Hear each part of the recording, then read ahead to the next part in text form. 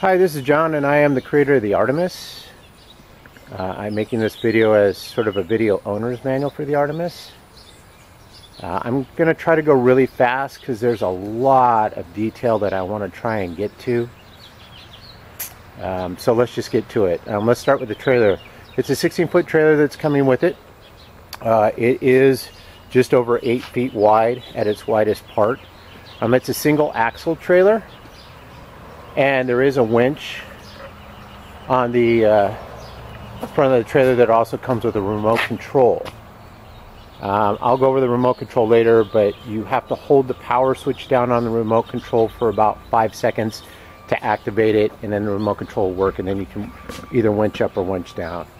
I do recommend putting the Artemis on in this direction, the reason being that the nose extends out pretty far past the front tires, so that it's much easier to get the back end up on the trailer first, and then instead of trying to go nose first.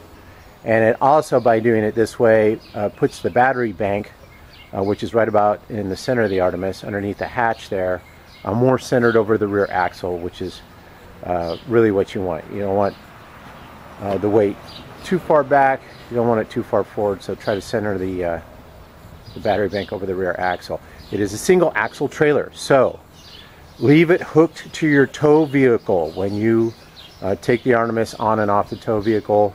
If you don't do that, if you unhook it first, then be sure and block the tires and put something underneath the end of the trailer so that it doesn't want to tip up when you're removing the Artemis. Because remember, the Artemis is heavy. It has 6 car-sized batteries in it, and you don't want the trailer tongue to come off the ground when you're trying to load and unload the. You'll notice that the aluminum sheeting on it, which is nice because aluminum doesn't rust, so taking it out to Burning Man means it's not going to get all rusty, is double riveted. Any place that you see something that kind of looks like a rivet but is not, that's called a button head cap screw, and they're all stainless steel, they won't rust. Anywhere you see those is a piece of the Artemis that you can remove. So this whole nose cone section here can come off. There is EL wire in the very tip of the antenna, and there is an EL wire transformer inside that nose cone area. So if you ever need to get to it, instead of having to crawl down in there, there's one here, there's one on the side, each side, and there's one on the bottom. So there's 4 of those. You unscrew those and you can take the nose cone off.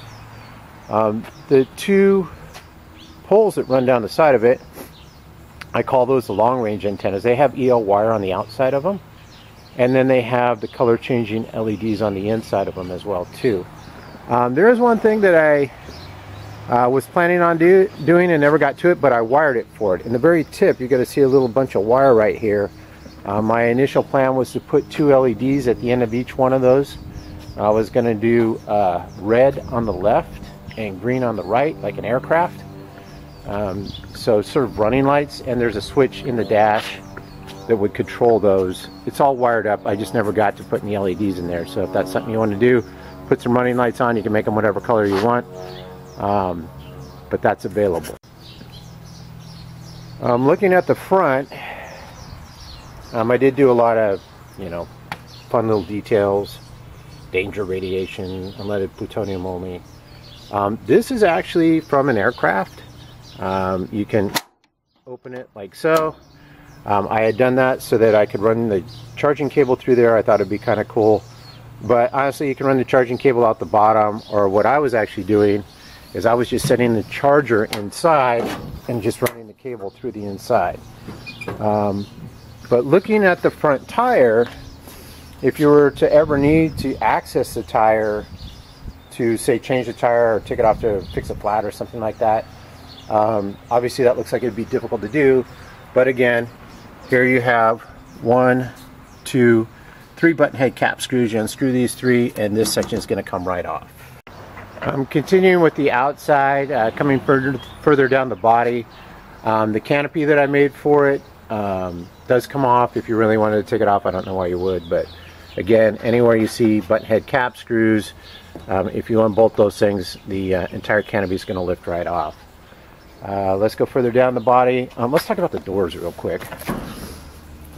I purposely put the latches on the inside and I made them hard to get to. What I wanted to do was keep people from just helping themselves inside the Artemis. I've had that experience before with other art cars that I built. So to get to the door latch, you'll see a frame piece right here, and the door latch is actually here. So what you do is you reach in over the frame piece, you reach right down there and pull up, and that's how you pop the door loose. I did make the doors tight, and I did that for a very good reason. I don't want them rattling while I'm driving, so the doors are very tight. And I also put some stuff around the door receiver to keep it from rattling. So make sure when you're closing the door, you look at the latch, you look at the receiver, the latch comes, and you push down a little bit on the door to get it into the receiver, and then close it. Now the door is latched tight, it's not going to rattle. When you go to open it, again, push down on the door as you're pulling the latch and it pops. Moving further down the outside of the Artemis, again, anywhere you see button head cap screws. So there's one here, there's one here, there's one here, missing, I'll replace it. And there's 3 more on the bottom in the same spots. Each one of the 4 jets, you could take the button head cap screws off, and half of the outer portion of the jet will come right off.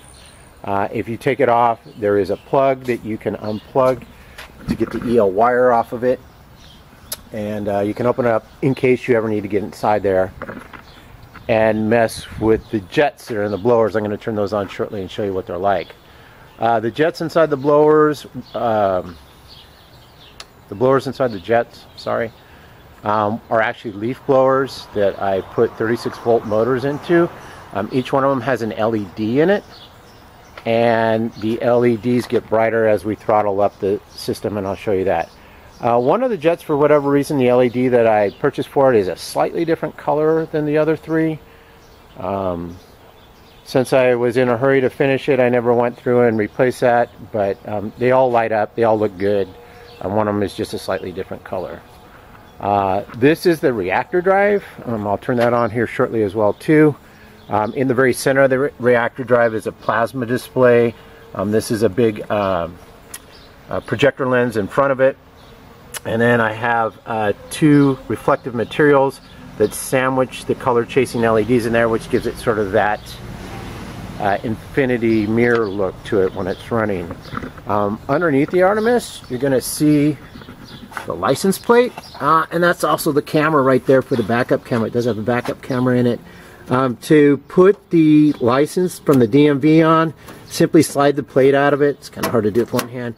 You simply slide the plate out of it, and then on the back side is where I have the 2 DMV day and night licenses, and then you slide it back in backwards, and then you'll have the licenses showing right there. The DMV wants to stick the stickers on themselves. Just be sure when they get ready to do it, you pull the plate out and have them put it on the plate and not stick it on the body somewhere. Let's take a look under the hood. Inside here is a bank of 6-volt deep cycle batteries, 6 of them, to make for a 36-volt system. Over here, what I have, this is actually a 36-volt to 12-volt step-down transformer. So I have both a 12-volt system and a 36-volt system going on inside the Artemis. Remember, the motors in the blowers are 36-volt, and then the rest of the system, like the stereo and stuff like that, are all 12-volt. This right here is the controller for the golf cart motor that's in it, and this is the solenoid for the golf cart motor. I have the whole system fused, and then this is a fuse block for the 12-volt. And this is actually a big key switch to turn the whole system off. You can take the key out. I don't know why you'd ever want to do that. I also put a lock on the outside of the thing so you can lock the thing closed if you want. I never did that either, but it's there for you if you want. This right here takes 12 volts and turns it into 110 AC, and that's installed there for a couple of things. One is it runs the Behringer mixer, which you'll see in the dash here in a moment. And then also I have things like chargers for the iPods and the Bluetooth receiver all plugged into that charger as well. Looking into the front, I don't know if the camera's going to get a good shot. Oh, there we go. Looking in the front, there is plugs to unplug all of the stuff that goes up to the front. So anywhere past this point, you'll find some sort of plug somewhere so you can disconnect this thing. You can actually unmount the whole front end of the thing if you want. There are 5 nut bolt combos. There's one here, there's one here, there's one over there, and there's 2 more, one on each side, and they're going to be underneath here, right about where my finger's pointing. So if you really want to take the front end off, I had originally done that for both transportation and storage. You can take the front end off. Once I bought the 16-foot trailer, there was no more reason for me to do it. I just left it on the trailer and have kept it stored on the trailer, covered up so it doesn't get all dirty. The charging plug is reach underneath the plate that I made here, and there's the charging plug. That's where you're going to plug the battery charger in.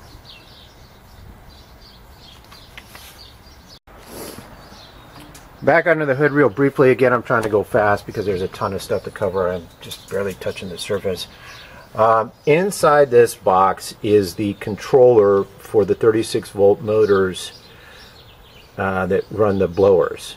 I put it inside this box to keep the dust off of it. I did put some vent fans on it to keep it cool. Never hooked them up, never had an issue with it. They're on there, but they're not hooked up. And I don't think that that's really even a necessary step. Inside this little box over here, you're going to find the Raspberry Pi. There's a Raspberry Pi on board, and it controls the servos that are in the meters. So there's a Raspberry Pi. I will say that some of the servos have died already, so I put servos in a bunch of the different meters, not all of them, and some of them aren't working anymore. I never chased it down to figure out what it was. I think it's just using crappy servos, and my bad, but about half of the meters are still working, some of them don't. Okay, moving into the cockpit, this is where there is just a ton of stuff going on, so again I'm going to try to go fast. You'll notice there's pedals for both the driver and the passenger. It was built on a pedal car, and I don't think you're going to be doing much pedaling ever with the thing, because after I put the motor on it and the 6 batteries in it, it's heavier than what most people would want to pedal. But you could. It's where you keep your feet when you're driving. This is the brake lever here. So it is a hand brake, because obviously with a pedal car there's no place for a foot brake. So that's how you're going to brake the thing. On the steering wheel, you're going to see a couple of things. One is this is the button for the horn. Let's just go ahead and turn it on here. This is the button for the horn. And this right here where it says weapons array, this is actually the horn. It's one of those horns that makes all different kinds of sounds. If you look at it closely, it says like rooster and frog and cat and, you know, all kinds of stuff that you can do with it. The horn sound that I like the best, and the reason why I bought this thing, is it sounds kind of like a ray gun. So as you push the button, that's the horn, and it's loud enough. You can actually adjust the volume with this thing because it's running in a separate system. It's not running through the stereo, and you can turn it up, turn it down, and there's a speaker in the very front, and I'll show you that right now. Okay, one more thing about the outside before we jump back into the inside. You'll see the spring hanging down right here. What I did is I mounted the headlights and the horn speaker on a piece that will fold up underneath it. I did that for transportation. And also if you hit something on the ply, like you run over a sparkle pony or something like that. The thing's going to fold out of the way instead of breaking anything. Okay, now you can see with the headlight and speaker horn folded down. I still don't have the spring hooked up just because I wanted to fold it down and show you. But you'll see a little hole where the spring hooks up, and then that gives it spring tension, more spring tension, because that thing already has spring in it. That actually keeps it pointing down.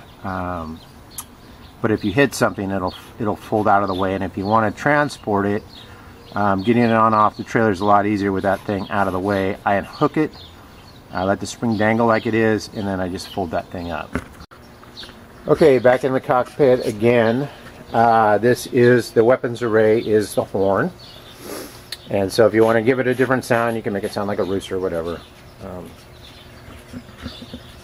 This doesn't do anything. It's an aircraft component. It's not hooked up, doesn't do anything. It just looks. In fact, don't panic when you look at the dash. Most of this stuff doesn't actually do anything. It's just for the effect. You can see the meters moving from the Raspberry Pi. If you don't want them to move, if you just want them to be, gravity one's moving over here. If you just want them to be stationary, you'll see a plug down there where the Raspberry Pi is. There's actually two USB plugs that are coming off of that inverter. You can unplug it, and then the meters won't move and they won't make any noise. This is a Behringer mixer. It is a 10-channel mixer, and I have a whole bunch of different sound effects that are going into it, and we'll cover that in a minute. This component here doesn't do anything. This meter here doesn't do anything. This component here doesn't do anything. This one here doesn't do it. It lights up, but it doesn't do anything. Meters are moving, but they don't really mean anything. This component here doesn't do anything. This button here doesn't do anything. When you're looking at this switch here, it says core 1 and core 2. This is actually the forward and reverse for the motor. So when you're in core 1, you're in forward, and if you flip it over to core 2, you're now in reverse. So those are the plutonium cores, of course, and then these are the temperature or the radiation for the plutonium cores. And then if you are in outer space and you need to emergency jettison one of them, this is the emergency jettison button, which again doesn't do anything. But these do. And if you're going to back the thing up using the motor, keep in mind that it's much like a bicycle, that when you back up, the pedals will move backwards and you can't stop them from doing that. So if you're going to use it to go in reverse, take your feet off the pedals when you go to back up. Now it's in forward again. Okay, moving on. These 5 switches across the top here are actually the ones that do a lot of things. I'll show you one at a time. The first one says particle accelerator. Now the particle accelerator is on. And I guess we might as well go back there and check that. So the particle accelerator, excuse me, is the plasma display. And you can see with the projector lens inside there, it gives it a kind of a cool 3D bubbly look. So that's the particle accelerator. Our next switch over is the reactor drive. I have the reactor drive on now, and you'll notice down here where it says reactor stabilization. I don't know if the oh, I don't have the switch on. Turn the switch on, that might make a difference. Down here where it says reactor stabilization, each one of these two things are controllers for the LED strips.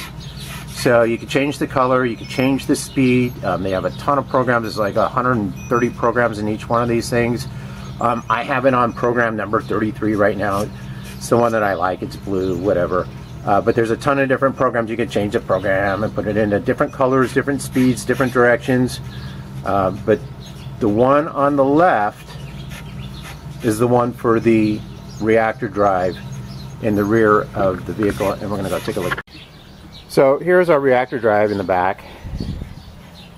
And you could see, you know, it's daytime, so you don't really get that as much of an effect, but you could see with the sandwich reflective materials, it kind of gets that infinity look going on in there as it spirals down. Again, you can change the speed, colors, directions, play with it all you want. There is some remote controls that go with it, so you can actually stand back here and do the changing while you're looking at it. And yeah. Next switch over are the long range sensors. So we'll turn that one on. And what that does is it turns on the LED strips that run up and down the sides of the body. So now you see the second one of those controllers is on. It's in the same program, running blue. It's running pretty much at the same speed. The LED strips are inside the long range antenna. I put them on the inside facing the body to give it effect of illuminating the body. Of course, it's daylight, so you can't see it very well, but illuminates the body. Those will come down. They end right there. They pick up underneath the vehicle and go down by the wheel. They actually run down the underside of the door panel, and then they pick up on the upper jet, again on the inside, so it's not shining in somebody's eyes, it's actually shining on the vehicle, and run down the rest of the vehicle like so. Our next switch is the short range sensors. So the short range sensors are on now. That's the EL wire on the outside of the vehicle. So I have it on the short range antenna on the nose. I also have outlines on the jets, and I have EL wire that runs down the long range sensors as well too. So that is the switch that turns on all the EL wire on the vehicle. And then the last one over you're going to see is the landing lights. When I switch this one on, the lights that are underneath the vehicle for driving are on now. So you can see where you're going, you're not going to run something over. There are two sets of keys that are coming with it. I got one of them in the ignition system. The ignition system is just like a car ignition. I have it in the on position now, so all of my special effects and stereo and all that stuff are working. But the motor won't work at this point. So again, the second thing on the steering wheel is the throttle. This is the throttle. It's a thumb throttle, or finger throttle, I guess I should say. So this is how you drive the vehicle. More gas, less gas, obviously. But it doesn't work until you turn the ignition on, and I'm not going to do that because I'm up on the trailer. So when you're driving the vehicle, you have your hand here, and this is how you throttle the vehicle. And then when you need to brake, reach down here, you grab your brake, pull it, and this is your brake. And then again over here is your horn button that makes the ray gun sound. This throttle quadrant I made myself, and it actually has 4 different 36 volt throttles in there. Initially I was going to have each jet controlled individually. What I ended up doing in the long run is everything runs on one throttle, which is this one right here. It's just easier. As you turn this on and increase it, it'll actually increase the blowers. And not only does it increase the blowers, it also increases the intensity of the LEDs back there. So this is what it looks like when these things are flowing. Okay, moving on in the cockpit. Actually the one gauge up here that actually does stuff is there's a battery meter over here. And so that's going to tell you the condition of the bank of batteries. I do have an electronic battery charger that goes with it. It's a very nice charger, and you can actually leave the thing hooked up to the charger to keep the batteries topped off. It's a battery float charger for 36 volt. This is an iPad, I'm sorry. And this is an iPad too. Okay, these 3 switches over here actually do stuff. Well, 2 of them do. The one on the right turns on the backup camera, and that's your display for the backup camera. So if you're getting ready to back the thing up, you don't want to run anybody over, turn that thing on. You can also leave it running while you're driving and see what's going on behind you. The one in the middle I have for the LED lights in the tips of the long range Antenna, again, it's already hooked up, it's ready to go. Just needs some 12-volt LEDs in there. That's what that one's for. So right now it's not hooked up to anything. The one on the left actually turns on the dash lights. So you'll see some LEDs up in the dash that will illuminate the dash when you're driving, so you can see what you're doing. That's what those do. There's an iPad, and I'm going to go ahead. This is an iPad too. Right now I have the code for it set up for 8888, and it's loaded with a bunch of different programs. There's also a bunch of music on here. The program that you're looking at, though, is my favorite one. This program is called Sample, and I had a friend of mine who's has a recording studio, and he knows a little bit about well, actually knows a lot about radio and communications and stuff like that. He did some great recordings for me that have NASA Control Center background going. It's trying to get my Apple ID and password, which, by the way, I disconnected. So if you guys want to load more stuff on it, we're going to you're going to have to log in with your own. But so if you push these, so there's a ton of them. There's a bunch of little sayings. You can communicate back and forth with mission control. Currently I have the iPad running through number 5, 6 on the mixer board. So number 5 and 6 are the iPad. But there's a bunch of other stuff that runs in the mixer board, and we're going to cover that next. Once you play with the iPad, you're going to see there's a bunch of different things that you can have the iPad doing. This is like a star thing. There's actually some star mapping programs on here, so as you drive around you can see which stars you're actually pointing at. There's a DJ program on there. I never mess with it. I'm not a DJ.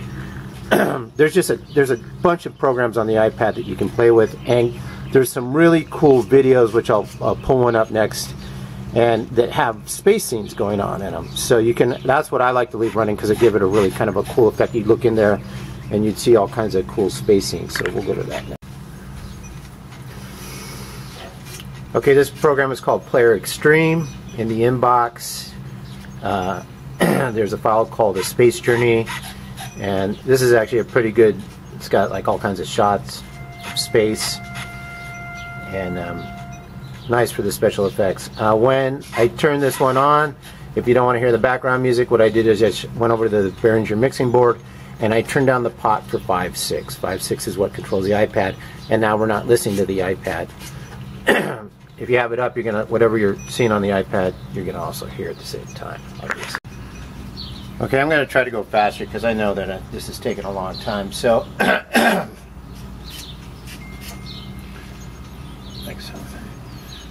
so let's talk about some more things that go into the mixing board. I do have the iPad going in there. If you open this little thing up, and I do have it locked,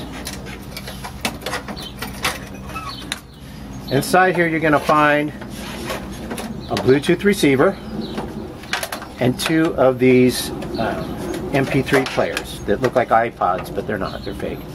We're actually listening to one of them right now.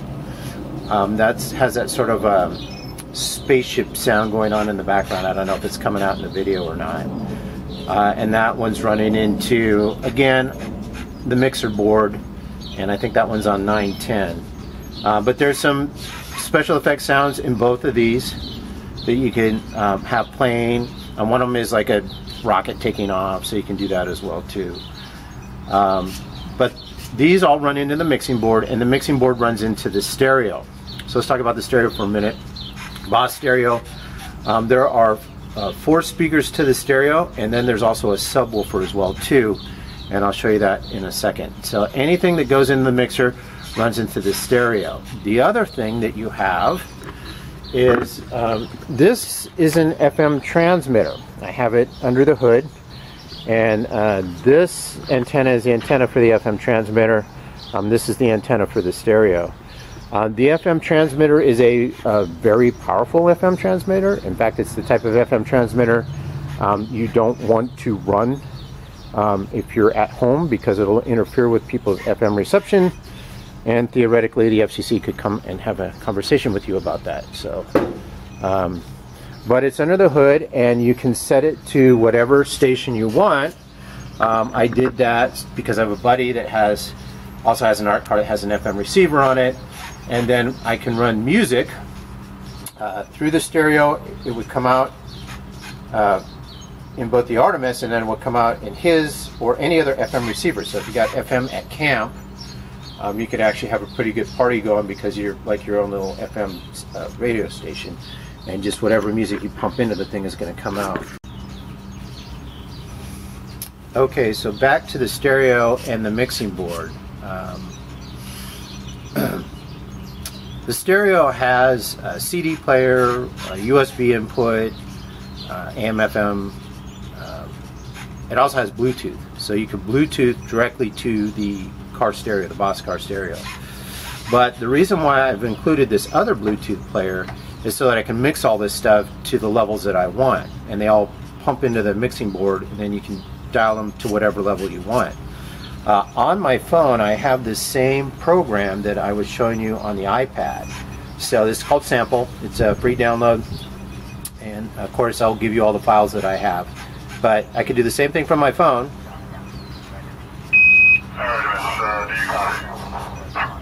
That I could do from the iPad, and what that gives you the ability to do is communicate with the Artemis from a reasonable Bluetooth distance. So you could be standing away from the Artemis talking to people, and let's say you just want to get the heck out of there for whatever reason. You must launch it now. You must launch it now. So there's a bunch of these different scripts that my buddy recorded for me, and some of them are saying, you know, evacuation procedures, or, you know, roger that, negative that, return to base. So there's a bunch of fun stuff that you can play with and mix around. Okay, so I pulled the driver's seat out so you can see what's behind it. The chain you see going across the motor plate there, that's actually the chain that goes to a load binder that holds the Artemis down on the trailer while you drive. So obviously when you get ready to unload it, you want to take the load binder off and take the chain, unsnake it out from where I have it, and before you unload the Artemis. You'll see one of the speakers there. There's another one behind the passenger seat. You can also see that the seats are adjustable. A little ply dust there, but those holes in that square tube are where the seat receiver plugs into. So you can move the seat up or down depending on how tall the pilot and the co-pilot are. There is a set of speakers in the upper jets. You probably can't see it, but there's a set of speakers there. And then there's a set of speakers behind the seats, and those are the 4 speakers for the stereo. And now I'm going to show you where the subwoofer is. So the curtain behind the seats that I made out of a barbecue cover is all Velcroed to the inside, so you can actually just peel it off. Behind that, you'll see the 12-inch subwoofer. And then you'll also see the, that's an 800-watt amp mounted to the side of the subwoofer. If you look in the very back, you're going to see 2 D-cell batteries, battery holder back there. The one thing that requires batteries in the Artemis is the particle accelerator, or the plasma display, actually, in the very center of the back of the reactor drive. So there's batteries there. If the batteries fail and it doesn't come on anymore, of course you just go behind the curtain and replace the 2 D cells back there. That's what runs the plasma display. Let me see if I can wrap this up. One thing I forgot to mention is the dash has 3 screws on it. There's a screw there, over there. There's a screw underneath the cover of the throttle quadrant, and there's a screw over on this side over here. Removing those 3 screws, you can actually take that whole this section of the dash off if you need to get in there for whatever reason. And there is a plug that goes to the throttle quadrant, so just make sure that when you pull it out, you'll see the wire. Oops, you'll see the wires, and unplug that thing before you yank the wires out. 2 flight suits are coming with it. I custom made the patches. There's helmets. And then I did 2 Nerf blasters that I modified so that they look more like weapons, like real weapons. My intention was to, they shoot those little round Nerf discs. I was actually going to make swag out of those and do some like Artemis necklaces or refrigerator magnets or something so that you could shoot them at people. I never got around to that, ran out of time. But of course those are coming with it. I also was going to make holsters for those, which I didn't get around to, but still I'm including those with the Artemis. This is the remote for the winch. In order to get it to work, you have to push and hold this button down until you see that blue light come on. Now the winch will work. I don't have a battery hooked up to the winch right now, but I will be including a battery with it. I guess that's about it. The stereo sounds really good. I don't have it on right now. Let's see. Back to the whole Bluetooth thing. You can, in fact, Bluetooth the music directly from your phone into the Bluetooth receiver. And it actually sounds pretty good for a 2-person art car. Probably doesn't come across on the video very well, but it's plenty loud when you're sitting in the driver's seat, let me tell you. So that's it for the Artemis Owner's Manual.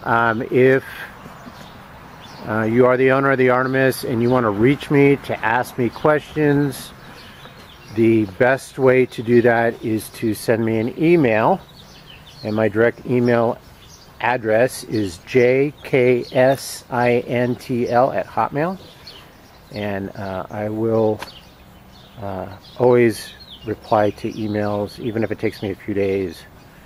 Sometimes I travel outside of the country, so I may not be able to get to it right away, but that's the best way to reach me if you ever want to ask me questions about the Artemis.